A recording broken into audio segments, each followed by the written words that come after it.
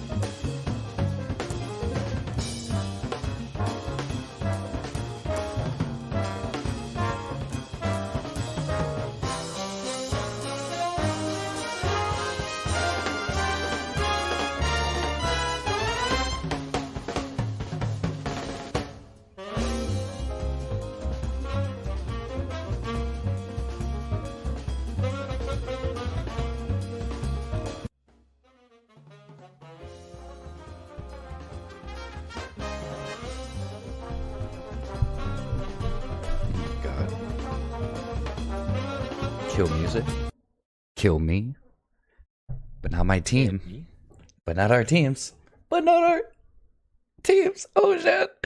Welcome back, episode 2, Dead Zone Podcast. Not at 8 a.m. anymore because I failed at that. But we move on. We couldn't do it. We couldn't do it. We did it just fine for like 10 episodes, 8 episodes, because 2 of them were late nights. But it's a new season, new season, new me. Yeah, thank you. Episode deuce. Episode. Okay. Deuce Bigelow, male gigolo. Strikes back. Fun week in football for some of us, not a fun week in football for some others. And that's the way I like it. Because, boy, I had a good week. And you had a good week. Oh, we had a great week. We had a great week. Oh, it was good stuff. So, yeah, we're going to get into football here.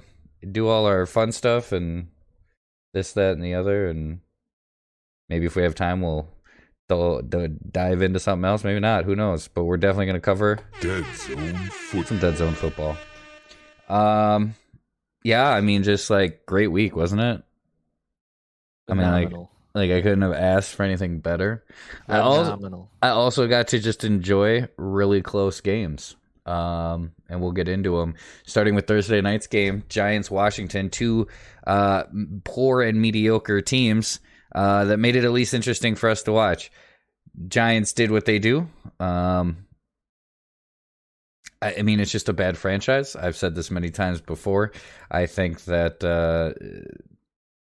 Washington, I think, should have done a little better. But, hey, I can say this for him. Daniel Jones, he had a good game for Daniel Jones. For Daniel Jones, yeah, you're absolutely correct. He didn't trip over his own feet again, like he always does. At all.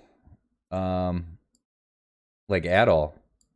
But it wasn't enough. Wasn't enough to secure a win. Saquon finally with positive yards.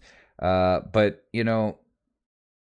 when your quarterback has more rushing yards than you, there's cause for concern. I gotta give the man credit though. 95 yards with an average of a little over 10.5 yards. What's going on, Washington? Were you not expecting a mobile quarterback to be mobile? I can't even say he's a mobile quarterback. He just panics real fast. Like Kyler's a mobile quarterback. Lamar is a mobile quarterback. I would agree. Russell is a mobile quarterback. Daniel Jones is a panicky quarterback, and I feel like the moment that ball is in his hands, he's looking for a way to get out of the pocket. I did catch quite a bit of this game. So well though. He panicked. He did so well. He did. He didn't look awful. He looked like top tier Daniel Jones. Like that's the best we're gonna get. You got a solid C+ squad right there with him. Sterling Shepard came out trying to do what he could. 9 receptions, 94 yards, average 10, a little under 10 and a half. No touchdowns there. Slayton coming out, 3 catches, 54 yards, and coming up with a big one. I don't know. It's just ugly to watch these teams. My boy Kenny from Detroit, Kenny Galladay. Really want to see him shine. I Really do. wanna see him shine. I've stood by him for a while he played on a shitty franchise. I also stood by their first ballot Hall of Famer quarterback that maybe made him look better than he was. I don't know. I can't judge yet. I'm really hoping I get to see some excitement coming his way. I saw a little altercation with him and Daniel Jones on the sideline. Not happy with each other. Jones telling Galladay to eventually pretty much just go sit the fuck down. And you know, afterwards, they tried to brush it off, but it is what it is. I can understand his frustration, but can you be angry when you made the money you made for being the tier receiver that you are? And that's no shot at him. Can he do more than me in the sport of football? I'm just some fucking guy that sits at his computer and does nothing. Yes, he can. For the money he got made, that'd be like paying me half of what he got made and expecting me to be a good challenging receiver in the NFL.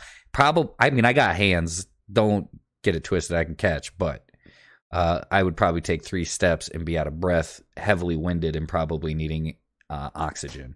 So the point being is, the man can't be that angry with what kind of contract he finagled for his talent. And hopefully it wasn't just a first ballot Hall of Fame quarterback that he had. Hopefully Daniel Jones, being as bad as he is, can still help him shine. Or they get rid of Daniel Jones, one or the other, because that is not it. That is not it. He's not ever going to be it. And the fact that they rolled the dice after giving him a full chance last year and watching what a disappointment he is, it's a wee bit unfortunate that the Giants just like having a poor organization. Washington, our boy Heineke coming out looking hot. I will say, so he was 34 for 46, 336, 2 touchdowns, 1 interception. I will say the interception was definitely his mistake. And my, I guess, justification for that was, I mean, he's a rookie. I know he's not an actual rookie, but he's a rookie. I mean, he had one half of a starting game last year. I don't even think he started the full game. I mean, he hasn't really had time to adjust, and so far he's done great, in my opinion. He got lucky that interception didn't lose them the game, because the Giants needed the ball back and had opportunity to put this bitch in the bag. And unfortunately, the Giants are awful franchise. If you haven't heard me say it the first 4 or 5 fucking times just this podcast, they're awful. And they allowed Washington to get that ball in possession, and then Heineke corrected that mistake, drove the field, and got them in position for a field goal. I like the kid. I think he looks decent. Again, some rookie mistakes here and there, but I don't know if they should shy away from him as much as Rivera keeps indicating that that's just not his starting quarterback. You know, so far he's shown quite a bit of talent for what he's really working with. You know, his receiving core, excuse me, his receiving core isn't an S tier rank receiving core by any means. Terry McLaurin, not bad. McLaurin's pretty good. McKissick, he's playing out the backfield, just getting some checkdowns and shit. Logan Thomas, again, Adam Humphries, Ricky Seals-Jones, didn't even know he was playing still, unless that's a new Ricky Seals-Jones. That's the same one. It is. And Antonio Gibson. I mean, you look at his receiving core, Gibson didn't look poor running. I'll give him that. I mean, Gibson only had 2 for 4. It's clear that they're using McKissick as more of a passing back than just straight running back, and they're using Gibson more as just the traditional power forward back that he can be. Not bad there. I mean, their offense isn't great, and Heineke is still looking decent with all of that behind him. Now, the other side of the thing is it's not a quarterback game, it's a team game, and that defense still, in my opinion, is very great. One thing Ron Rivera can do is construct defense pretty solidly.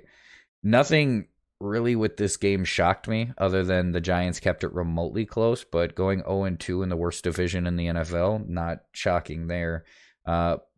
Bigger win for Washington just because, again, division. It's important that either of these teams get at least 4 wins in the year, and that's an automatic playoff run for them, because that's how bad that fucking division really is. That's not even a joke. That's legit. But, I mean, was there anything from Thursday night's game that you saw that changed for you? No, you hit it right on the money. It's 2 mediocre teams. I was actually expecting it for Washington to not do so well. And if they did not do well, I was expecting a call to Cam. I know you've been pushing this. I feel like if Rivera was going to pull that trigger, he would have. And maybe the thing that happened was Heineke showed that he could be a starting quarterback. And maybe he doesn't. Exactly. He can be mobile. He's young enough to be mobile, but can still sit in the pocket and throw well. So maybe Rivera. He gave him a game. Maybe he wanted to give him a game to see how he did. Yep, before he gave Cam a call, but I don't think it's out of the picture yet. I think that easily could still be who's their a possibility. Who's their backup? God, Kyle Allen. Oh, God. Yeah. So I mean, it's possible. It's definitely possible. But yeah, I mean, nothing too surprising from Thursday night's game. I'm glad they at least kept it entertaining and close. Because it was an entertaining game. Yeah, 100%. From 2 mediocre teams. Yeah, exactly. I felt like we're kind of just getting gun to our head from the NFL and the commission. They're just like, you're gonna watch this on a Thursday night game. Well, fella, guess what? I had to bootleg it because I don't have NFL Network and no other site will stream it for 5 fucking weeks, or at least for the first 5 fucking weeks. So. Joke's on you. I watched that, not where your numbers are going to get marked down as who's watching and who's not. So suck on that, Godot. Sunday's games, great games. And by that, I again preface mine and Mike's team winning. But we'll get into that. We've got first up, Raiders Steelers. I'm happy about this. I personally am not also surprised by this. I am and I'm not a little bit. So Raiders ended up winning 26-17, and honestly looking pretty decent doing it. Carr went down for a little bit. He was injured on a play, but I think it was just a little stretched out hammy he needed to get, and he ended up getting back in there. A lot of injuries, a little bit of a scuffle with a call that I felt was a little unjust. And that would be that the Steelers, one of their, is it defensive lineman or offensive lineman? I don't remember. It's Turner. I'm trying to think. I think that's an offensive lineman. Got into a little scuffle, and the other person, he ended up fucking getting in their face and shit. They both reacted the exact same way. They ended up calling offsetting penalties. You talking about the ejection with from Try Turner? Yes, Try Turner. Yeah. I got so Turner, he ended up getting ejected, and then Tomlin came out and was talking with the refs. It also didn't help that Turner was also continuously walking back out to the refs, and half his team had to keep trying to pull him back because he looked like he was about to swing on somebody, but maybe he was just trying to loudly get his point across. I thought did you catch? He spit on them though. I don't know if you caught that. I saw he stepped up. Some shit went down. He came back, and I think that's what they gave him the ejection for. Yep. I still, I feel like the whole he spit on them. I think both of them, if they're gonna do that, should eject both of them. Yeah. Because it was still just cause on both ends, but to give offsetting penalties and then to eject one person seemed a little egregious in my opinion. But nonetheless, I hate the Steelers, so fuck them. And they deserve everything they fucking get, those rotten bastards. Roethlisberger, 27 for 40, 295, 1 touchdown, 1 interception. He looked decent at times. I'll be honest. I mean, I never thought he was that good because I'm biased. I'll say that. But I never thought he was that good. I mean, I get why he was better in his younger days because he was harder to take down. But, I mean, he's not mobile anymore. So I just don't see why the Steelers continue to ride it out with him. But some bright side to it. Deontay Johnson, 9 catches, 105 yards. A majority of that yardage went to him and Chase Claypool. Najee Harris, playing well as a receiving back. He had some really nice catches, actually, in that game. He did. Good hands. Yeah, he definitely showed that they might not run him as a full-time back. They gave him the majority, 10 carries, but they were dink and dunk runs. He only got 38 yards, so not averaging much there. Chase Claypool, 3 for 70. That's about what I expect from that offense. Juju Smith, 6 for 41. Not really impressing me there, but again, it all kind of comes down to how Ben is doing, how bathroom stall Ben really is. He Raiders spreads the ball around. Big Ben is known for if he's able to spread the ball around, then he does very well in the game. But I think he only hit like 5 different receivers this game, right? Yeah. No, the Raiders defense looked solid, and they definitely played very tight coverage when I was watching. Derek Carr, on the other hand, looking like a legitimate quarterback a few weeks in a row now. 28 for 37, 382, 2 touchdowns, 0 interceptions. I've liked what I've kind of been a Derek Carr fan. I know he's not the greatest, and by no means do I think he's ever. I don't think he's even close to earned a first ballot Hall of Fame nomination. So by no means do I think he's some phenomenal quarterback, but I don't think he's as bad as a lot of people gave him shit for. He's not as bad as his brother, David Carr. Yeah, we'll never let that go. David Carr was awful. Atrocious. Awful. You think Houston's having problems now? I should have seen it during that era. Good Lord. But yeah, Derek Carr looking good. Their run game, Peyton Barber, 13 for 32. Nothing special there. They're not really relying on the run game. Kenyon Drake, 7 for 9, my boy Kenyon. Didn't have very good runs when I saw, but it just looked like they couldn't get many holes. But what they're doing is utilizing those guys in the passing game as well. I mean, Derek Carr he spread the ball 9 different receivers. Henry Ruggs III, 5 for 113 and a touchdown. Darren Waller coming in strong in that tight end, 565. Hunter Renfrow, 557. Kenyon Drake, a lot of little check down passes to him, 5 for 46. I mean, he's spreading the ball. Their defense is playing very solid. I mean, just between 3 of their defenders, they had 16 tackles. That's just 3 of their defenders. I mean, that's a solid defense right there. And many other contributing factors there. But again, I said the Raiders last year, or last season, I said, going into this next season, I think the Raiders could pull it together and look like a somewhat legit team. I think they do look like a somewhat legit team. I'm excited to see where they're going to go with things moving forward here. Let's move on to the 49ers and Eagles game. I didn't get to catch this game at all, to be frank with you. 49ers squeak out a win. Looks very low and slow, 17-11. I had Jimmy G coming out 22 for 30, 189 yards and a touchdown. That's about Jimmy G numbers I expect. They had 7 different rushers, and none of them broke a 50 yards mark. I don't know if that's just because they were trying to spread it out so much or what. Jimmy G with 11 carries and 20 yards, that's concerning. Deebo Samuel being their top receiver. I mean, if it ain't Kittle or Samuel, I really couldn't tell you another receiver on that team. Oh, Mohamed Sanu, I suppose. What about your boy Jermichael Hasty, dog? And 4 for 21. I'll keep Jermichael Hasty in mind when he does better. Kind kind of what I expect from just looking at these stats. Jalen Hurts starting. Oh, look at that. Look at that. Jimmy G, who's played for 2 professional teams and has one of the largest contracts, put up about as good a numbers as Jalen Hurts. Sounds right.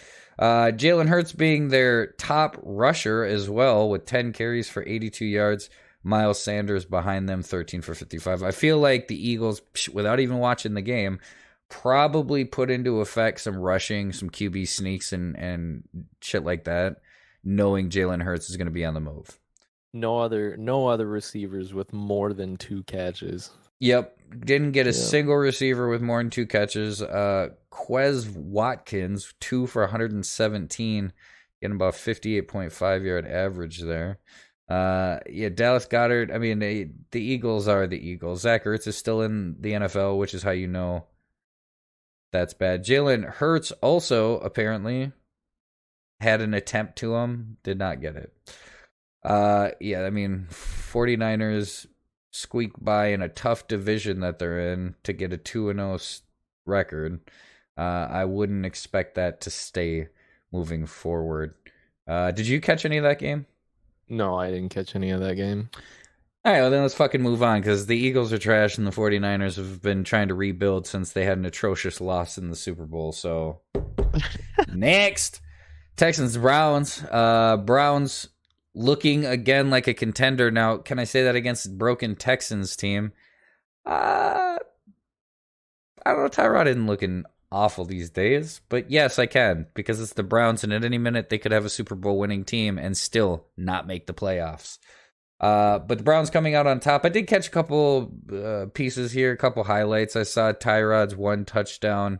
Looks like he ended up exiting the game, and Davis Mills came in doing 8 for 18, 102 yards, touchdown, interception.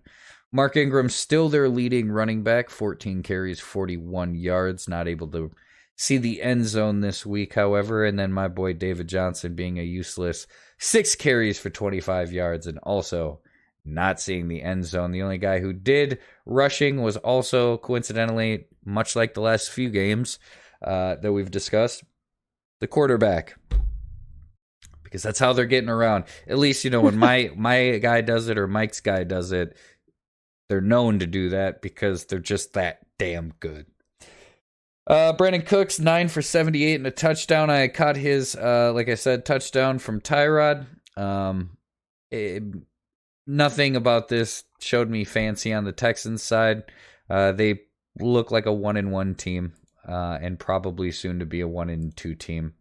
No other receivers with two catches except for Brandon Cooks. Brandon Cooks with a big 9 catches. I mean, it's their solid receiver to try to rely on. I mean, when you give away DeAndre Hopkins for cookies and a handshake, you can only expect to be left with the best of the bottom of the barrel. So, Baker Mayfield, 19 for 21, 213 yards, 1 touchdown, 1 interception. Didn't have to do too much this week to let everybody else in his backfield do it for him. Nick Chubb looking sexy, 11 carries, 95 yards, and a touchdown.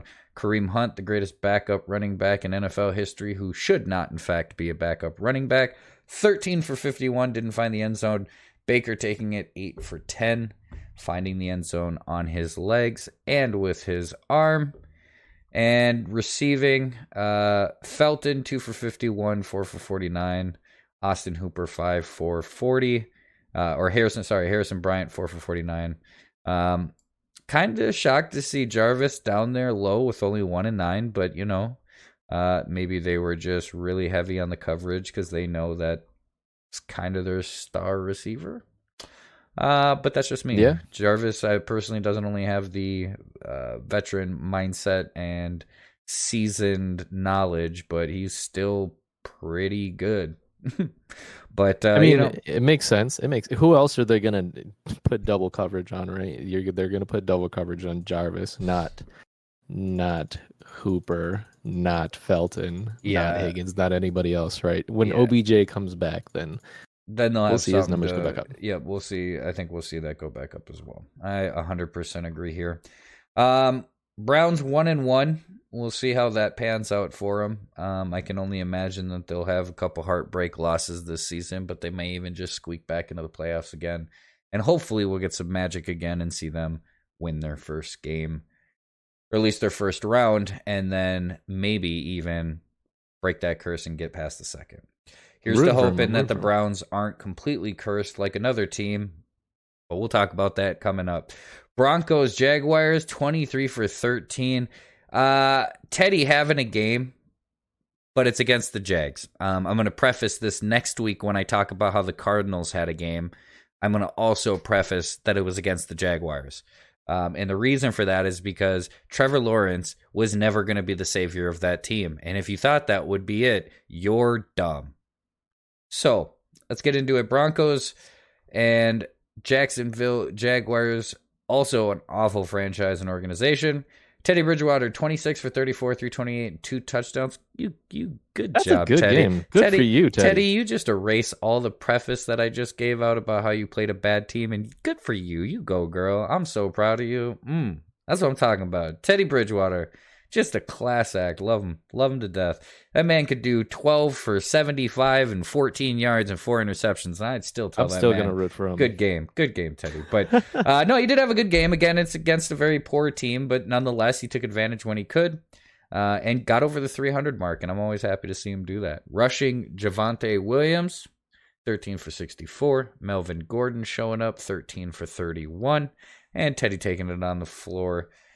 4 for 1, not much, Teddy. That's okay because, you had an injury that almost ended your career in your legs. Probably should stay away from running with them. Sutton, what a monster. Had a blow-up game. Saw a lot of highlights from this one. Cortland Sutton, 9 for 159. Some great catches here. Melvin Gordon getting into the passing game as well. 2 for 38. And just looking at it, a good spread. Couple receivers with more than 2. A couple just one-offs, but good one-offs. 1 for 15, 1 for 10. Even 1 for 7 and 1 for 5 can be crucial catches, pending the circumstances. Good job, Broncos. You're 2-0. I don't know if that's a legitimate record for you guys. I don't think it is. I think your organization is still mending, but I think you guys are mending in the right direction. As for the fucking Jaguars, we know where they're at. Yeesh. Trevor Lawrence, 14 for 30, 318 yards, 1 touchdown, and 2 interceptions, showing you that you can miss that play on Friday. You can miss that play on Saturday. But when you come to Sunday football, you got to make those. Trevor Lawrence showing that is not the answer. Probably calling the Jets up and wondering why their fucking same solution every year does not pan out. Get the first-round quarterback and ruin their career. Rushing for Jacksonville, James Robinson, 11 for 47. Trevor Lawrence took it 2 for 21. Carlos Hyde, who, good for you, man. You're still doing your thing, 2 for 7. Although that thing doesn't seem to be much. Receiving, Marvin Jones, 6 for 55. Tried and true, most reliable, Marvin Jones, 6 for 55 in the 1 touch. I can't really critique this offense. They have a rookie quarterback that may have been overhyped. They have an awful franchise with really no receiving core.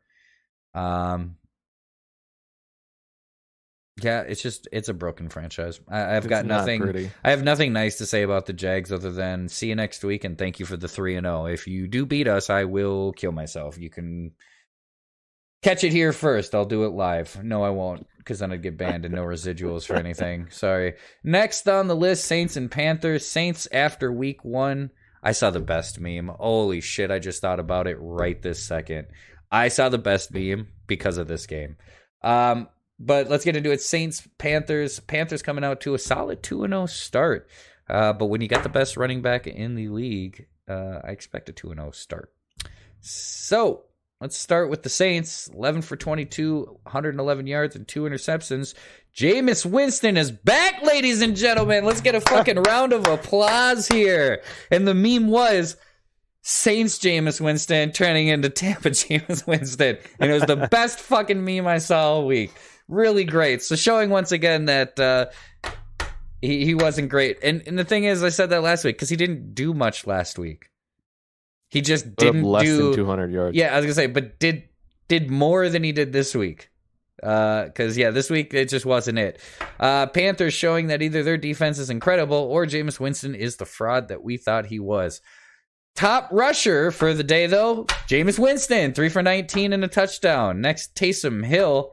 Well, 2 for 16. What do you expect? The man was sitting there ushering people to their seats. He was getting the corn dogs and nachos ready with 2 large drinks and a family order and a beer for the dad. What do you expect? Taysom can't do it all, and he sure as hell can't play quarterback, running back, receiver, tight end, lineman, D-back. He can't do it all. Cheerleader. Okay, coach, assistant coach, offensive coach, defensive coach, special teams coach. He can't do it all. The real big surprise here, Alvin Kamara, 8 for 5. Is this man trying to get traded? I guess we'll find out. On the receiving end of all the 111 yards and 0 touchdowns, Lil Jordan Humphrey. I'm going to be honest. That's not a nickname. That's not a nickname, folks. That's his real name. I didn't know that until now. That is bothersome. Lil Jordan Humphrey. Okay. Alvin Kamara getting into the passing game, 425, 0 touchdowns, 0 touchdowns, 0 touchdowns from any of them because Jameis Winston is not the answer. This doesn't surprise me by any means. No, not at all. Kind of what surprises me is what's going on the Panthers side of the ball. Sam Darnold, 2 weeks. 2 consecutive weeks where he didn't play awful. 26 for 38, 305 yards, 2 touchdowns, 1 interception. That's not bad. That's not bad. But it's not even. CMC. It's You not got even. CMC. And I understand that. But for Sam Darnold, a lot of people questioned if it was the Jets, which we knew it was, or if it was just him, which we knew it was, and then the mono thing, which we knew it was. It's nice to see him do somewhat decent with a competent team that has things around him, tools to utilize. Yes, we're talking CMC. Christian McCaffrey, 24 carries, 72 yards, 1 touchdown. They actually did pretty good for how much of a workload he had to contain him under 100. Still getting a touchdown in there, though. And then Chuba Hubbard. I just like saying that. Say it one more time. Give it one more time. Give me one. Chuba Hubbard. There you go. 8 for 10, not doing much there. And then Sam Darnold taking it once for 7 yards. In the receiving game, DJ Moore once again showing that he is tried and true, a starter as at least a flex player on Steve Smith's fantasy roster. And thank God for that, DJ, because God knows we wanted you to make it after that conversation with Steve Smith. That's my favorite Steve Smith interview. 100%. Why he stands there. It's the best. It's the best. Christian McCaffrey obviously getting in the passing game, 5 for 65, looking great there. Dan, I'm ready for this. Dan, why? Am I supposed to reference who Dan Arnold also is outside of football? Oh, yeah. I can say this with a straight face. Okay. Okay. No, you can't. No, you can't. Just say his name. Dan Arnold, 3 Yeah, you're right. You're right. Was Roseanne on next, Dan? What's going on over here? Dan Arnold, 3 catches, 55 yards. Not Sam Darnold and Dan Arnold. Good. Next week, we're going to get Ma'am Carnold. Brandon, Robbie Anderson, and Terrace Marshall Jr. And Ian Thomas rounding out the receivers. Good spread of the ball here, though. 8-5-3-3-3-1. I mean, he's definitely getting it out to his receivers. He's making sure to check down to his best receiver, who is coincidentally his running back, and then throwing it to a could-be flex player starter on Steve Smith's team. I think Sam Darnold and Dan Arnold and Cram Arnold and Barnold all did great. No shock here. We'll see how that pans out for the Panthers because honestly, I still think there's some things in the work they're getting fixed. But hey, it's good to see them on a success run after how bad they were without CMC last year. Go on to I really was sweating on this one because I want nothing but my baby boo to have nothing but success, and it was a close one. But we're talking about the LA Rams and the Indianapolis Colts game, 27-24. Rams eking out a win here, but doing what they do best, They had a decent start, got a little sluggish in the second, kind of just paced themselves. But considering both of these teams have a top 5 defense, respectively, this was actually a really fun game. Saw a lot of highlights from this. Matthew Stafford, 19 for 30. That's baby boo if y'all didn't know already. I just want nothing but success for this man. 19 for 30, 278 yards, 2 touchdowns, 1 interception. Looked good. I mean, both touchdowns were beautiful. I didn't see anything that had me frightened other than the score. But again, you put into perspective the defenses that both of these teams are equipped with. Rushing wise, it's kind of weird to see Sony Michel not where I usually see him, but good to see him being a part of the workload here because he split carries with Henderson with 13.53 in the touch, and Sony 10 for 46. God damn it. Yep. Robert Woods getting a couple rushes in there on an end around, I believe, was one of them. And then Cooper Kupp going 1 for -5. But that's okay. Cooper Kupp may have sucked running, but he was great receiving. Jeez. Anybody who didn't start Cooper Kupp is a fucking moron in fantasy football. In Final Fantasy football, you are a fucking moron because you started Cloud over Cooper. God, you're damn. fucking dumb. I've stood by Cooper Kupp mainly because he is one of the few white viable receivers in the NFL, and when you see a unicorn, folks, you don't take your fucking eyes off of it, okay? It is unheard of. He's so unheard of, Bill Belichick was trying to fucking recruit him for his offense. That's how unheard of he is for being a white guy as a receiver, so good for you, Cooper. But 9 for 163, 2 touchdowns, that's a hell of a game, Cooper. Keep it up. Your superior receiver on the team, who I still think is a better receiver, Robert Woods, 5 for 64. Didn't see the end zone this week, but when you got Cooper crushing it, Woods usually takes a bit of a hit, except for 1 week, 2 years ago, when I played them both in the same game in a fantasy football league and fucking blew up with like 30 points each. That is why I love those two as receivers. Henderson getting in the pass game, few check down passes. Again, nothing about this offense worried me. I was very pleased to see them come out on top over the Colts. No hate on the Colts. Mainly just because, Stafford is just baby boo. I want nothing but best success for that man. Defense, first round Hall of Famer. 100%. And very underrated for being what should be considered a top 5 quarterback. Couple of interceptions by the defense. Again, looking good, looking like a solid top 5 defense as per usual. Here we got the Colts. We got old Carson. I mean, he did what Carson does. 20 for 31, 247, 1 touchdown, 1 interception. And then Jacob Eason, also 2 for 5, 25 yards, 1 interception. Did Wentz go out? With Carson Wentz injured, fair to question. Yeah. Ooh. Well, who would have thought a injury-prone quarterback that goes to another town and plays for another team gets injured week 2? Shock and surprise there. However, the Eagles are 100% like, do not fucking be injured all year because they have a lot riding on Wentz's success. If you're unaware and listening, Wentz's contract, there were some stipulations on picks that they're going to get. Whether or not Wentz takes him to the Super Bowl, plays a certain percentage of the season, or not to a Super Bowl, but to the playoffs, or plays a certain percentage of the season. So I'm sure the Eagles right now, who already look like trash, hope to not lose out and become more trash than they are, which I didn't think was fucking possible. Jonathan Taylor, 15 for 51. Carson Wentz, a few, 5 for 37. Marlon Mack showing his face still, 5 for 16. And Nyheim Hines, 1 for 5. Receiving-wise, Michael Pittman, 8 for 123. Couldn't find the end zone, but still very decent game. Jack Doyle, Mr. Tight End himself, 5 for 64. I mean, the ball got spread, but looks like it was mainly to 3 receivers. Yep, that sounds about right. That sounds like Carson's play style.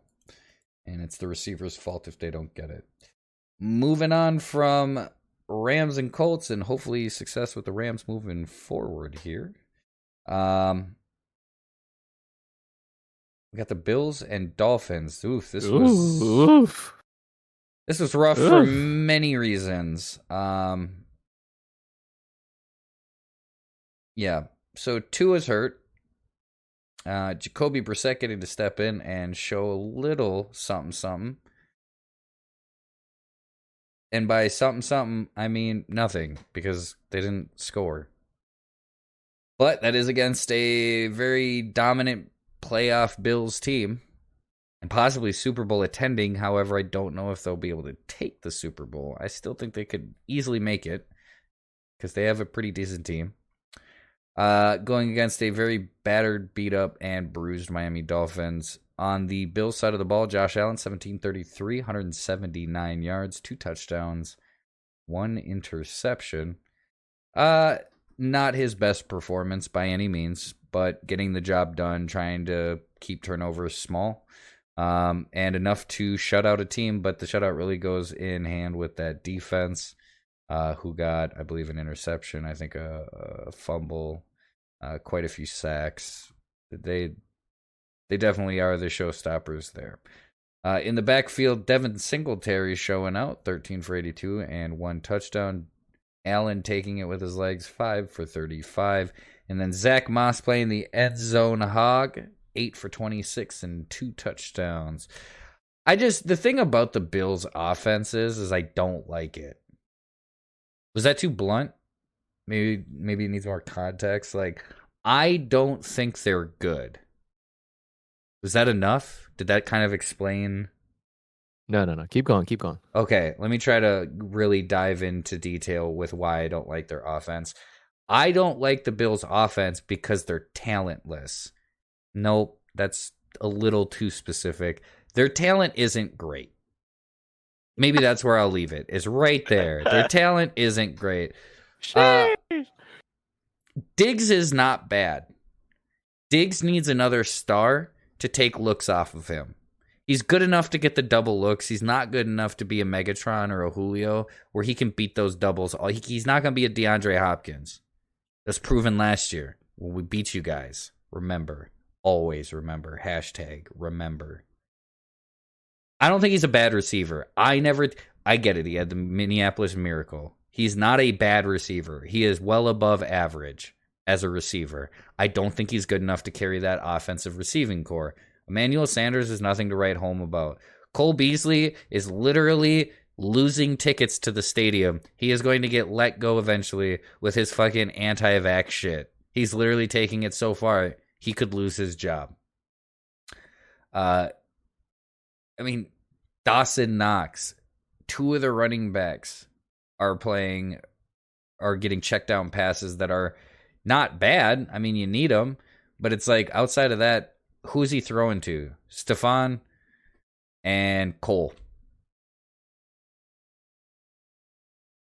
Give me a top 100 PPR rank, and I guarantee Stephon will be up in the top 20 probably, maybe top 30.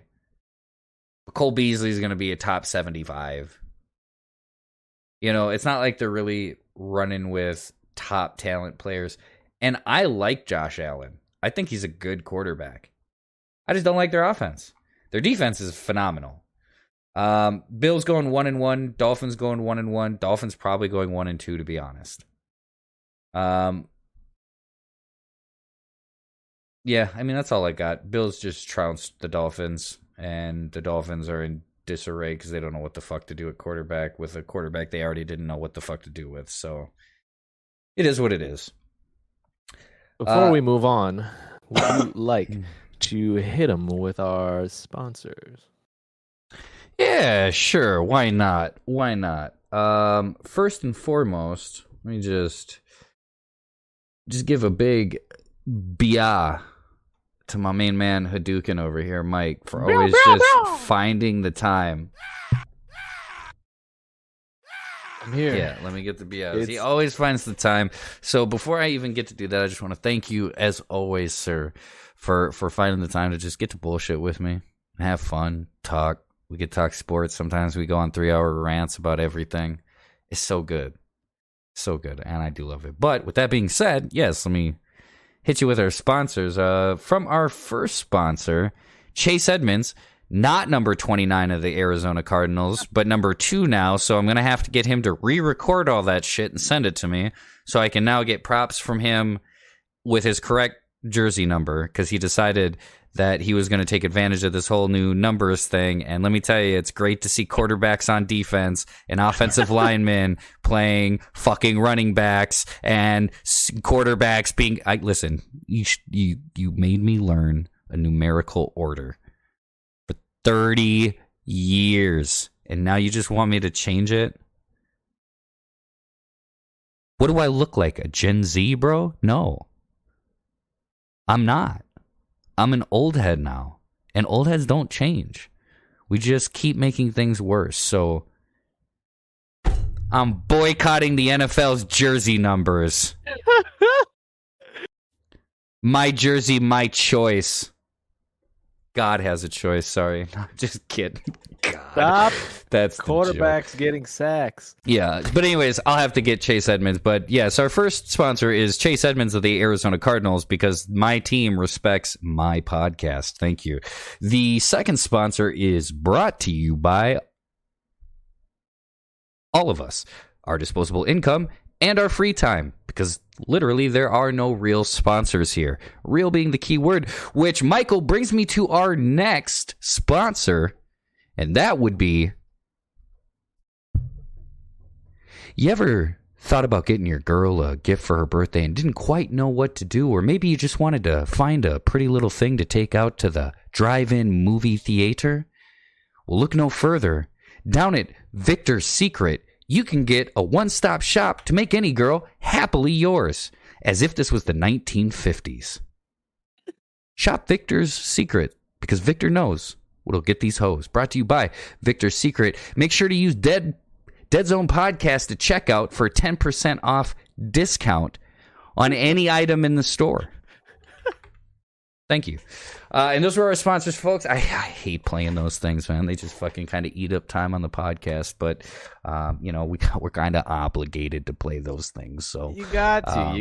It's week 2. Yeah, episode 2, like Attack of the Clones. Here we won't have an episode 3 if they don't pay for that shit. So I have to do these sponsors. It's your boy, Lil Josh and Lil Mike. We play for the Saints. Yep, we play for the fucking Saints, where Jameis Winston does not see us because he is still blind. Let's see, we got next Patriots Jets. So we've got the Jacksonville Jaguars 2.0 versus the Patriots. Nothing to say here. The Jets are going to go 0-3, 0-4. They might go 0-16, 17, 18, 19, 20. They might just not win a game for the next few years, because what they're doing, it ain't it. Mac Jones, 22 for 30, 186 yards over on the Patriots side. Nothing special. In fact, you know what those look like to me, Mike? Them look like some Cam numbers. Those look like some Cam Newton numbers to me. Couldn't get over 200 yards. No touchdowns. Interesting. You know what I don't see in their rushing category? A Mac Jones rushing for a touchdown like Cam would. Interesting. Or a Mac Jones rushing anything. Yeah, interesting. And Cam needed to get let go, huh? I don't even like Cam, but interesting. Went for the white quarterback, huh, Bill? Real original. God.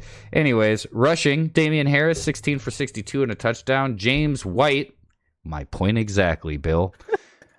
5 for 20, also finding the end zone. And, another here and there from Kendrick Bourne and J.J. Taylor. For receiving, James White. Yeah, okay, Bill, we get it. Listen, motherfucker, just come out and say it. 6 receptions, 45 yards, not finding the end zone as a receiver. Hunter Henry coming through 2 for 42.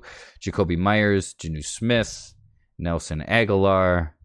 It looks like he spread the ball decently. It just doesn't look like they did much offensively. And that's because when you have 4 interceptions, you don't have to. So let's get over to the Jets side of the ball. Zach Wilson making an incredible comeback here. Let me just tell you, because I think at around halftime, he was all of like 4 completions for 4 interceptions. That's impressive. When apparently they start counting your completions from the interceptions because it was so bad. No, he really did have 4 completions and 4 interceptions by, I think, around half. Coming back 19 for 33, 210 yards, and, of course, the dreaded 4 interceptions. Let's look at that amazing backfield they have to accompany such a rookie quarterback. They have Michael Carter. This is where we insert the crickets and post-edit because no one knows who the fuck Michael Carter is. Okay. Ty Johnson, Tevin Coleman, who's apparently still in the league because he hasn't torn enough of his ACL to quit, and then Zach Wilson, their rookie quarterback, panic running 3 times for 19 yards. Good job, boys. I'm not going to spectate or commentate on this game. This was the Jets being the Jets, and honestly, New England not showing us if they've even come close to repairing themselves. People can sit there and say, well, the defense stepped up. It's the fucking Jets, people. It's the fucking Jets. I could beat the Jets, confidently. I confidently think I could beat the Jets. I do not get it twisted. I am not athletic anymore. Athletic in the sense that I know how to play. Body can't go that far, okay? Yeah, well, is this on? I can confidently beat the entire New York Jets franchise by myself. I got nothing more to say. The Jets are bad. This doesn't prove anything for the Patriots other than they're still off track because they still allowed 6 points by one of the worst teams in the NFL. Bengals, Bears. Bears showing that they want to lead a very, very broken division right now. Bengals squeaking out a win last week because the Vikings suck. This week, not so lucky against the Bears, who do typically suck and also suck with kickers. We're able to pull this one out. Nothing special here. Joe Burrow didn't die, thank God. He went 19 for 30, 207, 2 touchdowns, and here we go, 3 interceptions. Joe Mixon doing what Joe Mixon does, and that is being mediocre, and Tyler Boyd, in my opinion, being the true star receiver of that team. I don't have much to comment on this. The division, the NFC North division is so fucking bad. The Lions are 1-1, the Bears are 1-1, the Packers are 1-1, and the Vikings are 0-2. God bless my heart. Thank you. I wasn't an anti-Vikings fan, but I'm going to be this week, just so I can talk shit. Next week, I'm back to loving them as my third team. Anything special that you wanted to point out about how bad this game is, other than Andy Dalton went 9-11, which is a great analogy for how big of an explosion his career has really been? Eesh. No. Two mediocre / bad teams playing each other. There we go. Yeah, nothing that I thought was impeccable by any means. We had the Falcons and Buccaneers. Falcons trying to make a comeback before Tom Brady forgot that he was Tom Brady, remembered, and then turned it the fuck back on. Again, I don't have much to commentate. The Bucs should win this every time. 24 for 36, 276 yards. Mr. Tom Brady, Mr. T12, Mr. fucking 7 rings himself. 5 touchdowns. I can't be mad at that. Leonard Fournette, 1152. None of the running backs saw any of the end zone. Tom with 1 for 6. Good for you, you old bastard. Now, this is the one comment I have on this whole thing. Boy, howdy, it's good to see Mike Evans doing something again. Fantasy owners should be very happy. 5 for 75 and 2 touchdowns. That's good enough for me, boys. I take that as a starting wide receiver 1 all day. Chris Godwin not far behind him, 4 for 62 and a touchdown. And then Rob, Mr. I can't fucking read the ABCs if I tried, Gronkowski, 4 for 39 and 2 touchdowns. I think he only thinks he got 1, but that's just because of the consistent history of concussions that man has had. Again, I don't have much to commentate on this game. The Bucs should win that game every fucking time. They did it in the Super Bowl against a Falcons team that was stacked, and Tom Brady was on the Patriots then, but it's the same thing now. Wherever Tom Brady goes, it's just the new Patriots because they're proving that this year.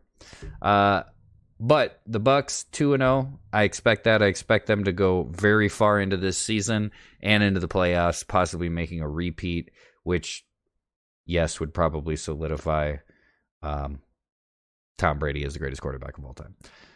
Falcons, Matt Ryan, 35 for 46, 300 yards, 2 touchdowns. Doesn't sound awful. 3 interceptions. That's the Matt Ryan I've known of yesteryear. Other than that, their run game was atrocious.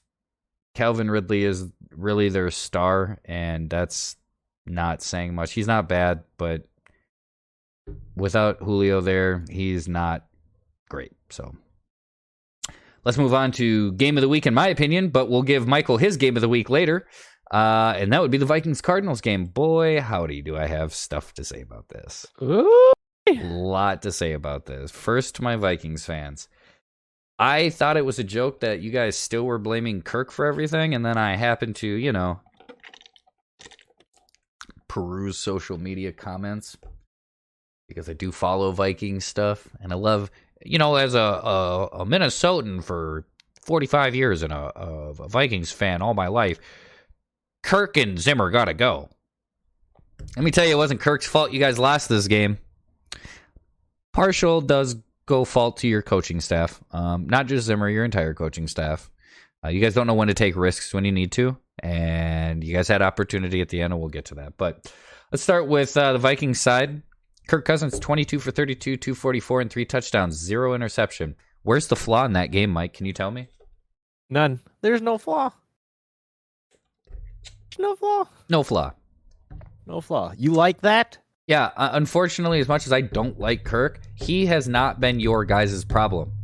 Your atrocious defense, your atrocious offensive line, and your coaching staff not willing to take true chances. That's your problem. Kirk, hats off to you, bud.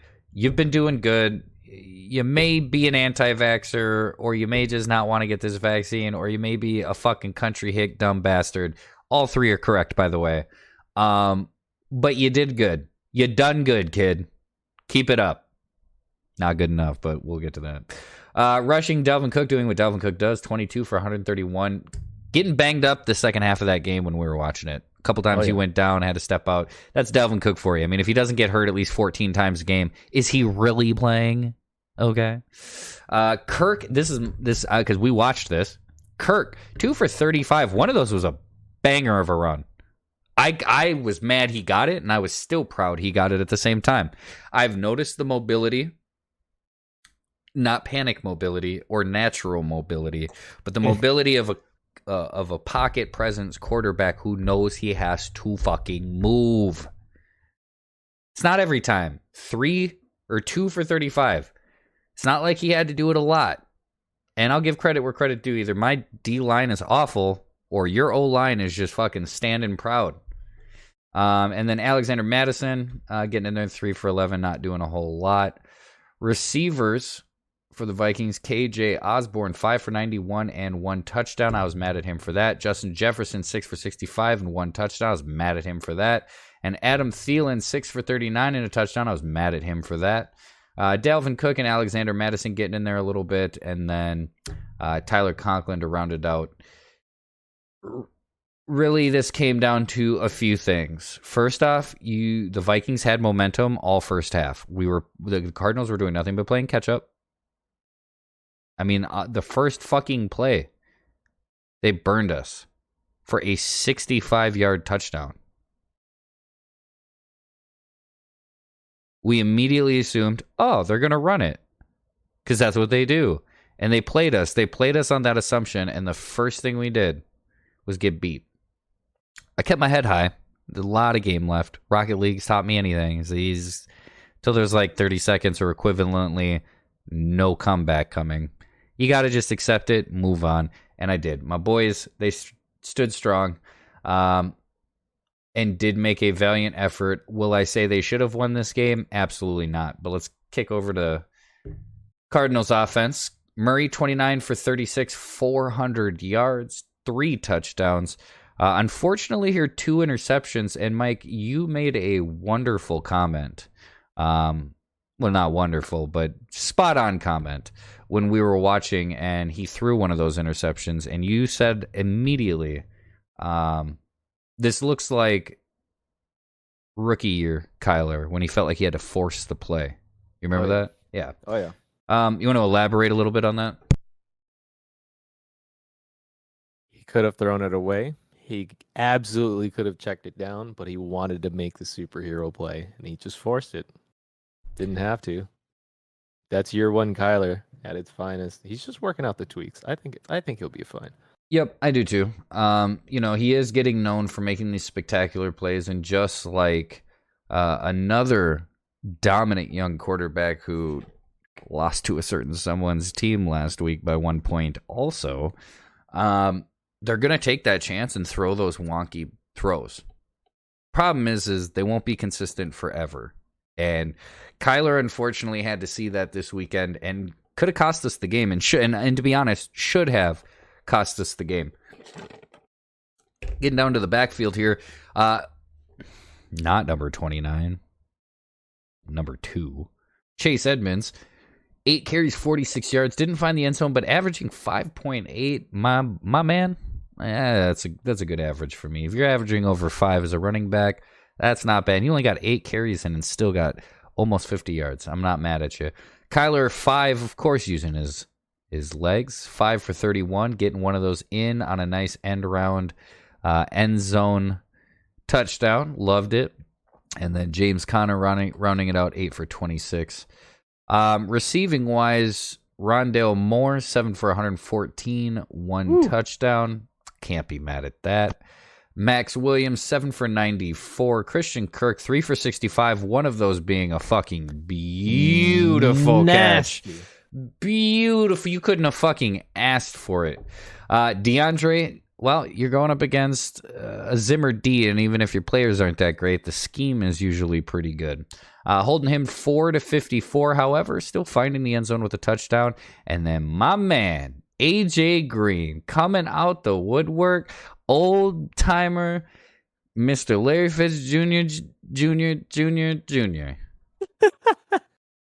Because you about 8 Larry Fitzgeralds out from being like Larry Fitzgerald. I love you, AJ. You're the only reason I ever beat my dad in fantasy football, because you just happened to play him. He just happened to put up a lot of points that night. Like 70 every time. It was insane. And then my boy Chase Edmonds, number 2, not 29. Number 2, Chase Edmonds, 5 for 29. So finding his way into the passing game as well. When did I say this game was going to turn? Do you remember, Michael? Oh. Because Mike was there. Mike knows. Oh, yeah. Hadouken knows when I called it, and I was right. Was it not? Every Vikings fan knows that your team is going to crumble the moment you miss an extra point. And guess what happened? They missed an extra point. And this was my time to shine. I looked at them and I said, you know what? This is where they fall apart. Now, they did have a few moments of flash. I'll give them that. Quite a few lead changes in this game. I'll give them that. However, we come down to, what was it, like a 39 yard field goal? That's chip shot for most kickers. That's that's sweet range. That's like the sweet range. I mean, do I have to tell anybody what happened? I mean, anybody who knows football and has dealt with the Vikings knows. Your kickers can't make under pressure kicks. You could have gotten Greg Zuerlein in his prime. You could have gotten Justin Tucker in his prime, and they still would miss those fucking kicks because your team is cursed. And that's why I won, because you all are fucking cursed. And your loss is my victory. And let me show you how fucking confident I was you guys were going to win that, and how not shocked I was when we did win this. Right before the fucking kick, my Fox app kicked me out and was like, your free preview's over. You need to sign in. And I was like, fuck, I thought I was already signed into my TV provider that I don't have, but use from somebody else, because that's how I roll. And was like, well, put it in. Kick was over. I saw it say final, and I was like, God damn it, they won. But then I noticed the score hadn't changed. And then I heard, oh my God, he missed the kick by one of the announcers. And I thought to myself, no shock there. Business as usual. I didn't scream. I didn't get all super excited. I wasn't like humping my car. I humped my car a little bit, but that's just, I do that when the team wins and I happen to be outside. It has nothing to do with the fact that they missed the kick. However, I missed the most crucial point of that entire game and still was not shocked that they fucked that up. So I'll take that win 2-0. We don't really deserve it. I don't think we really played our best or earned it, but nonetheless, we got it. And all thanks to the Vikings just being the Vikings. Good win. I mean, I don't really have much to say about the Cards other than greatest team. We're going to the Super Bowl. It's the next dynasty franchise. We're undefeated. Nothing much. I don't really have much to say about them. You got anything else to add? No. Being that the Vikings are my third favorite team, it's too bad. It's too bad. As my third favorite team as well. Yeah, I mean, it's unfortunate that we're cursed like this. But as not my third favorite team, sucks to suck. Sucks to suck. Sucks to sucks. Titans Seahawks. I was very happy to see the Seahawks lose, and they're my second favorite team, coincidentally. But I need losses in my division right now because it's not looking great. It's going to be a tight race, I think, this year in the NFC West. And the Seahawks taking a loss now early is great because once they gain steam, it's hard to break them until close to playoff time. That's when they usually crumble. Titans squeaking a win out here. Some controversial calls in this game, and I did think that it definitely swayed this game. Had the Titans not won, I would say that this would have swayed the game. There was a very clear-cut touchdown. I mean, you could see it from every angle. You could see it from the slow-mo replays that they definitely tried to... Well, they didn't try. They did. They took back from the Titans. And that would have essentially, in my opinion, wrapped things up there. Luckily, Titans did get this one. I believe it went into OT. Yep, went into OT. Seahawks looked like the Seahawks. Russ looked like Russ. 22, 31, 343, and 2 touchdowns. Chris Carson, 13 for 31. Nothing impressive. I mean, Tyler Lockett is still Tyler Lockett. I love to see that. DJ Metcalf doing decent. Nothing spectacular. 6 for 53. Lockett, 8 for 178 and a touchdown. I mean, the offense looks like about what I expect from the Seahawks offense. That defense is busted. I mean, if you look at the defensive stats here, we're going to take away number one, the number one defensive player that played. We got Quandre Diggs, 5 tackles, 5 assists. That's not bad. You got DJ Reed, 5 tackles, 4 assists. Again, not bad. You get a couple of these built up. That's a decent, steady number for what you want your defensive players to be averaging. But when you have Bobby Wagner, who has 16 tackles and 4 assists, something's broken on your defense. The man can't do it all. He can't do it all. I mean, that's like me asking Chandler Jones to do it all. It can't be done. Okay? Bobby Wagner is a monster. And there's a reason he gets 16 tackles. But you're also got a lot of defensive players that didn't do shit. So, do I think the Titans beat you because they're better? No, not specifically. I do think the Seahawks have a little bit more talent overall. Do we think they beat you because Bobby Wagner didn't get 20 tackles or 24? Yeah. Right. Tannehill had a decent game. I mean, it's a good game for Tannehill because they relied on exactly who they should rely on, and that's Derrick Henry. And King Henry is, in fact, back when his workload's that big. So Ryan Tannehill, 27 for 40, 347 yards. That is a good game for Ryan Tannehill. It is. 0 touchdowns, not unexpected, and 0 interceptions. Derrick Henry, 35 carries, 182 yards, and 3 touchdowns. Yeesh. That means they relied on Derrick Henry for pretty much half of their gameplay. Out of all your offensive weapons, that's who you relied on. It worked. Is it going to work every week? No, but that's why this acquisition of Julio Jones is phenomenal, because look at the difference now. You minus Julio, Derrick Henry is also their number one receiver, which means Derrick Henry ran 80% of that offense. But you had Julio in there, 6 for 128 yards. Well, shit, no wonder Ryan Tannehill looks good this week. He actually has receivers to throw to. I'm not sold on A.J. Brown. Not. I've never been sold on A.J. Brown. And who else do they have?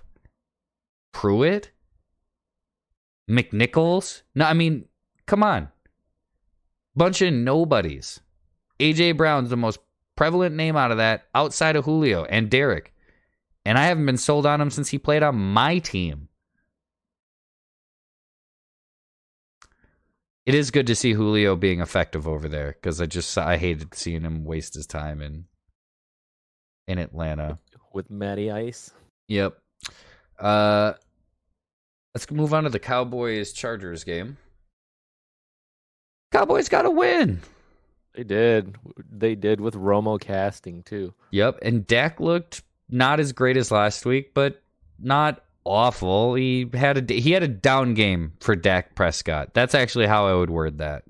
He had a down game for Dak Prescott, going 23 for 27, great completion and attempts, 237 yards, 0 touchdowns, 1 interception. Now, the nice thing is holy fuck, they had running backs in Dallas again. Like, where did this come from? Because Zeke ain't done shit for 2 years. Well, first, Tony Pollard leading with 13 carries, 109 yards, and a touchdown. Zeke coming in at 16 carries, 71 yards, and a touchdown. Well, hot damn, we got running backs again. Who would have thought Dallas had running backs? Receiving court, I mean, I like Amari. I think he has a lot of talent, and I think he can be an explosive player. I think CeeDee Lamb is definitely maturing into a consistent receiver for the Cowboys. I don't know if CeeDee Lamb works. I feel Amari Cooper was a better plug-and-play for a receiver that could go somewhere else and just learn the playbook. I think CeeDee Lamb works well in Dallas. I don't think if he leaves, he works well somewhere else.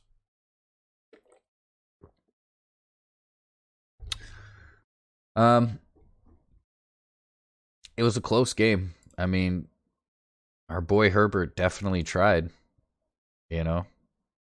but unfortunately couldn't pull this win out. Herbert going 31-41, 1 touchdown, 2 interceptions. Austin Eckler coming in behind the backfield as their leader, 9 carries, 54 yards. And then Justin Jackson, 4 for 21. Keenan Allen being Keenan Allen, I mean, you and I have been talking about it forever, even before we did podcast shit. Most underrated receiver in the league. When healthy. When healthy. When healthy. I love Keenan Allen to death when healthy. Mike Williams still making an impact. I think you said that last week. That you still think that Mike Williams is going to be more of an impact player than I'm giving him credit for, and maybe you are right. 7 for 91 and a touchdown. I'm surprised a little bit. And then Austin Eckler being the dual back that he is, 9 for 61. I mean, he passed the ball around decently. Yeah. I guess good for the Cowboys. I could give a fuck less about the Cowboys. I don't hate them. I don't like them. What I do like is moving on to the next game and away from those two teams and moving on to my boys' team here and talking about the Chiefs-Ravens game, which we also watched together. Your boys are 1-1. I don't know what the fuck happened, but y'all did it. Let me ask you something. You ask any football fan right now, if they had to choose the most talented team in the league, who are they going to say? Oh, Kansas City Chiefs. They're probably going to say the Kansas City Chiefs. You ask you're going to say the Cardinals. Arizona you ask Cardinals. me, I'm going to say the Ravens. Baltimore I'm going to Ravens, say the Ravens. Absolutely. Yeah. But you ask any football fan, they're going to say the Chiefs. I don't disagree Should the with Chiefs you. have won this game? Oh yeah. Maybe. But probably. Yes, they should have, because half your team is out. But did they? Absolutely not. They choked because they got the 49ers in the Super Bowl syndrome. That's what they did. Oh yeah. They got too confident too early, and they did rightfully so deserve to be confident early because they were looking good. They were looking like the Chiefs. But you guys just kind of kept up with them. You just barely, but you did. And then that fourth quarter came, and you Oh, guys that came grit. to fucking play. Let's start off with Chiefs offense. Mahomes, 24 for 31, 343, 3 touchdowns, 1 interception. About exactly what I expect from Mahomes. Really no deviation here from his typical gameplay other than he didn't have a highlight reel game. Behind quarterback, down at running back, Clyde Edwards-Helaire, 13 for 46. Yeah, it was a little rough. 0 touchdowns. Tyreek Hill got a little end around, 1 for 15, and Mahomes taking it with his legs for 3. And then Darrell Williams doing nothing. For Worse than nothing. Yeah, -2 actually. He literally did worse than nothing. Travis Kelce rounding out the top receiver position here, 7 for 109, touchdown. Not shocked there by any means. Byron Pringle, which is Joe Johnson Pringle's son, and Joe Johnson Pringle is the godson to the Pringles, like the chip things, the Pringles, like Pringle chips, where you can't get your hand in the can. Apparently it was only made for children. He is a direct descendant of the Pringle line. Rounding out their next receiver, 2 receptions, 63 yards, and a touchdown. It wasn't a bad touchdown, I won't deny that. McCole Hartman, 555, and then DeMarcus Robinson, 346 and a touch. Blake Bell, Tyreek Hill, Jerick McKinnon, Joe Forts. I mean, he spreads the ball around like he always does. Tyreek only 3 for 14, 0 touchdowns. I think that's where you guys really stole the show here, is you shut down at least one of their major threat receivers. Obviously, Travis Kelce had to pick it up or do what he usually does at least, but minimizing, I think, Tyreek or Travis, either one of them minimizing their numbers is going to be your guys' number one victory. I think outside of just getting the win that night. What are your thoughts before I go into your boys' offense? What are you thinking? I'm just happy, my guy. We had by no means we're projected to win this game. We had 13 fucking players out. 3 more players go down during the game too. Yeah. And we won by 1, not because it was a close game, but why? But why give it to him? Oh, because me and Mike literally called our teams and were like, we just need you to win by 1 this week so we can both be extremely satisfied. So they did for us because we wanted it that way. They could have won by like 50. Could have with their third string players. We just didn't want people to know that we had influence and impact on the games that we play. So we decided to just covertly call them up quick and just make it by 1. Don't make anybody suspicious. Don't be suspicious. Don't be suspicious. Don't be suspicious. Yeah, don't be suspicious. Just do it by 1. Lamar, throwing wise, he didn't have an amazing game. He started poorly. Very poorly. He did turn it around. Poorly. Again, didn't have a great game. He didn't have like a Zach Wilson game. The first pick wasn't his. It wasn't really his fault. No, Sammy fell. Sammy Correct. fell. Correct. Yeah. So he went 18 for 26, 239, 1 touchdown, 2 interceptions, and 1 we just discussed here. But their number one guy in the backfield, Lamar Jackson, 16 carries, 107 yards, 2 touchdowns. One of them, boof. Ooh. Thank God he's young. Thank God he's young because he ain't going to be doing that in fucking 6 years. He's going to be looking like Cam. I already can see it. Ugh. Tyson Williams, 13 for 77. Latavius getting in there, 9 for 36. Devonta Freeman, 2 for 29. Hollywood Brown being your guy, your stud, 6 for 113 and touch. That's good game. That's a good game. No arguments here. Mark Andrews doing what he does, 5 for 57, which is about consistent. Sammy being a boomer bust player that he is, actually did enough. I will say enough. 4 for 44, 0 touches. I mean, you guys didn't really have any reason or right to win that game, but you guys came out your fourth quarter tenacity, your energy, your determination, really shined through there. And I'm so excited that you guys got that win because I was not expecting it. I figured it would be a blowout and you guys would just move on, which is kind of what happened to last night's game. It ended up kind of being a blowout, and we all just moved the fuck on. Anything else we'd like to say about your team beating the so-called number 1 team in the NFL? Well, technically number 2 since they lost in the Super Bowl last year, but, whatever. Number 1 no more, boys. Ain't number 1 no more. You better watch out, because that's the Cardinals. I mean, the Ravens, the Cardinals. And then we just got last night's game, which I guess I have a few things I can comment on this, because I did watch it. Me and Cam were kind of watching it together. Detroit losing to Green Bay, and honestly, it boils down to their second half performance with the Lions. It was very disappointing. So let's start off with the Lions offense. Jared Goff, 26 for 36, 246, 2 touchdowns, 1 interception. So the first half, he looked good. He was throwing balls on a dime. He had some nice deep floaters that were just in perfect position. Great touchdown in the first and second quarter. I mean, he looked solid. Then the second half came and he just kind of tanked. But that can happen when you're also the number 1 rusher on your team. Jared Goff went 4 for 46. While DeAndre Swift and Jamal Williams, who was going up against his former Packers team, did a combined 15 for 62. Yuck. Gross. Yuck.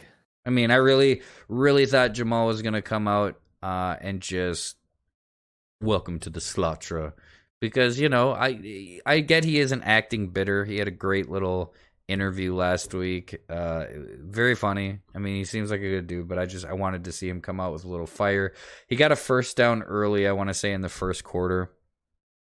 And, he kind of gave it that pop, that energy of just like first down, threw his arm out. It was good. You could see him look over at the Packers bench like, what's up, motherfucker? We're going to do this all night. But the problem was he didn't. For receiving, TJ Hawkinson, 8 receptions, 66 yards, 1 touchdown. Consistent. That man is consistent at around that number all the time. Gets a lot of targets. Great catching. Quintez Cephas stepping in due to injury. And honestly, I thought he stepped up. 4 for 63 and a touchdown. A couple of his catches were really good. Really good. I was actually very impressed. That first half, they looked decent. Cephas with a big first down, with a big touchdown, because I believe he got the first one. And then DeAndre Swift, 4 for 41, 0 touchdowns there. And then they kind of spread the ball out. The problem here wasn't even the Packers were doing so good. A lot of penalties called that some of them I think, Packers got a little help. That's not me trying to be biased because I don't have any hatred towards Aaron Rodgers or the Packers. Just because I'm from Minnesota, I don't. I really don't. I actually like Aaron Rodgers as much as people don't like him. He went 22 for 27, 255, 4 touchdowns, 0 interceptions. So anybody who thought he was throwing, I guess this was a good indicator that maybe he wasn't, or maybe that just Detroit fell apart that second half, like I said. There's another or maybe State Farm called him and said he couldn't do commercials anymore. You gotta play. You gotta get them residual checks, bro. You can't be just relying on fucking. That's what Marshawn did. He's smart. Worked on that residual money for Skittles. Spent that shit, not his NFL money. Yeah, I don't know. I don't know how you go from what you did last week to this week. He was throwing last week. He had to have been. God damn. I mean, there's no other explanation. I really don't know. But regardless, this week he showed up and clearly showed out because that's a good stat line. 5 incompletes, 4 touchdowns. I mean, he didn't get 300 yards, but they didn't need 300 yards to beat the Lions 35-17. Aaron Jones showing why he's the lead back, I suppose. 17 carries, 67 yards, and a touchdown. It's not bad. I kind of expect a little bit more with Aaron Jones. I really liked him and the Jamal Williams duo back. I really liked when they were together. So we'll see how they turn it around, because A.J. Dillon, 5 for 18. Kylan Hill, 2 for 8. Aaron Rodgers was even on there, 4 for 6. But, he tends to get a little mobile. And then Jordan Love, 3 for -3. So, I mean, Jamal Williams wasn't doing horrible for him. Maybe it was a money thing. I don't know. But maybe they do need a little bit of a dual back. But we'll see. Last week we saw Rodgers throwing, so maybe just Aaron Jones decided to throw this week. I don't know. Devontae Adams still showing why they pay him the money they pay him. 8 for 121, didn't find the end zone. But that's okay, because Aaron Jones found it on reception, 6 for 48, 3 touchdowns. And Robert Tonyan, also 3 for 52 and a touch. I don't have much to speculate on this game. The second half, the Lions did what the Lions do, and they fell apart. It was really unfortunate and trash, but it is what it is. And hopefully that, hopelessness and trash carries over to next week when you guys play them. And hopefully you guys can catch that win and move on, because I should be beating the Jaguars. And if I don't, again, I will just go in and fucking kill myself, because that scares me. It ain't happening, dog. It ain't happening. You guys are gonna beat the Jags. We're gonna beat the Jags, dude. You heard it here first. We're gonna trounce the Jags 100%. Can you do me a favor, though? Can you do me a favor? Receiving for the Packers, number 19, bottom of the list there, right above Marquez Valdez-Scantling. Can you read his name for me? Why would you do that to me? Equinemius St. Brown. Let's go. Because that's correct. That is 100% correct. Because I heard Lil in front of him, and he can join the Saints. The only reason I know that that's correct is because one of the announcers said it, and he was like, "Hot damn, I said it right on the first shot." And I was like, I'm gonna remember that, bro. Yes. Anywho, that's all we got for football. Next week, like I said, I got the Jags. You got the Lions. This should be some easy wins. What's Thursday's game? Panthers Texans. Yeah, good on that. They're just forcing us. Yeah, they are just putting a gun to our head, and they're like, "You're going to enjoy this," and we're like, "Ha! Yes, we are." But maybe it'll be a close game. At least make it entertaining. Let's see. Least wanted to watch game next week.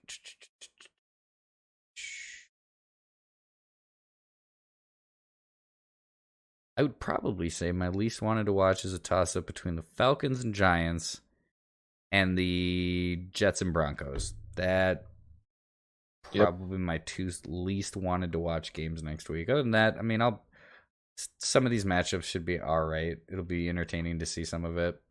Other than that, I don't really got anything else. I'm proud to say this.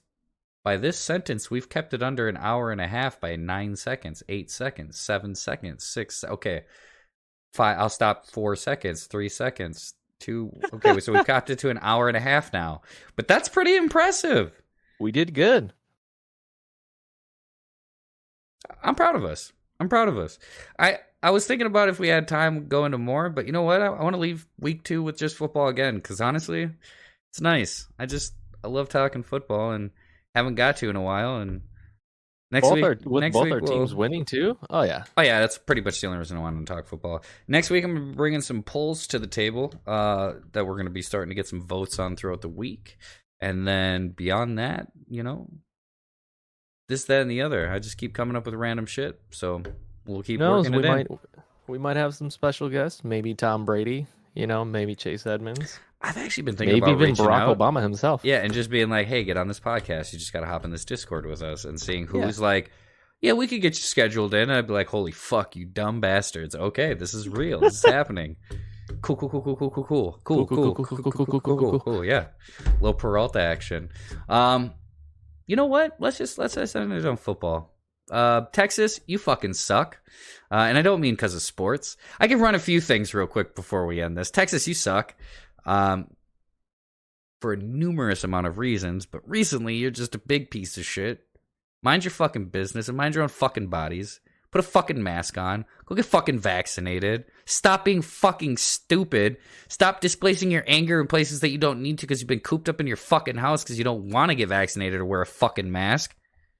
Try to love each other. I don't know. Fucking figure it out. But that's all I got. Other than that, shit. Cardinals won. Ravens won. Let's go, baby. Anything else you got, Mike? No, that's deuces. That is deuces. All right. Well, hey, guess what? Going forward, we're going to be doing this Tuesday so we can get all the football in and we can sit here and bullshit with people when there's nothing to watch on television. So always make sure to stop by and check in with us and catch me on my Twitch just when I'm streaming games and being a fucking absolute monster at them, or when I play Destiny and I'm not. But as always, much love to everybody, as well as you, Michael, for joining me, and thank you for making it in time. You're the best. Sucks waking up this early. Wait, we don't have to anymore. Yes, I will give you that. I couldn't do it anymore. Yes. This is so good. This is so good. Well, I think that's my time. So with that being said, y'all have a good week, and we will catch you next week for some more Dead Zone podcast. This is Chase Edmonds here, running back, Arizona Cardinals, number 29. Shout out Flex Luther's Dead Zone. Heard you're a big Red Sea guy. Heard you're a big Cardinals fan. Make sure y'all go check out his podcast on Podbean. Again, it's Flex Luther's Dead Zone. Thank you and go Cards. Welcome to Season 2 of the Dead Zone Podcast featuring Flex Luther and the Real Hadouken. Buckle up, motherfuckers. Oh my god, it's the meme daddy!